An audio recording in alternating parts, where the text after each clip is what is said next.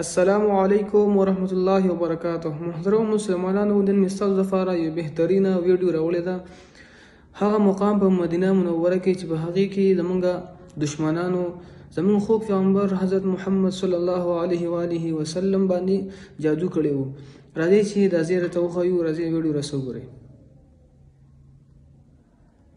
الرحمن الرحیم.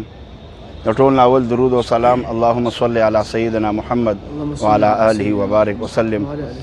مدینه منوره کې زموږ پیغمبر دشمنان وخت د سره ډیرو، خو یهودو به ډیر زیات د پیغمبر سره مخالفت کولو، دشمنی به کوله.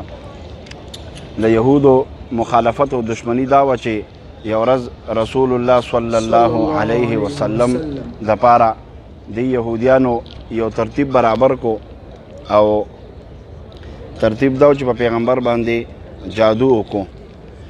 لبید ابن عاصم او د هغوی دوه لوریانو په پیغمبر باندې جادو وکړو. نو چې کوم کوی کې دغه د جادو دغه شی دغه پتلا دغه ګوډاګې خښ کړی، هغه که تاسو وګورئ دا مخامخ زه را زوم کومه، دا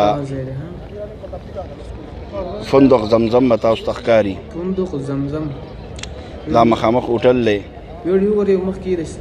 دلته کې رسول الله صلی الله علیه وسلم باندې چې کوم جادو شوی، دلته یو کوی و، دې کوی کې هغه ښخ کړی و. ځکه چې دا خو زموږ خاتم الانبیا زموږ اخري خوږ پیغمبر حضرت محمد صلی الله علیه وسلم سره دې جادو کړی و. الله دې دا مشرکین غرق کړي، تباه دې کړي. ملګرو دا ویډیو مو خوښوي، مخکې د ثواب په نیت شیر کړئ.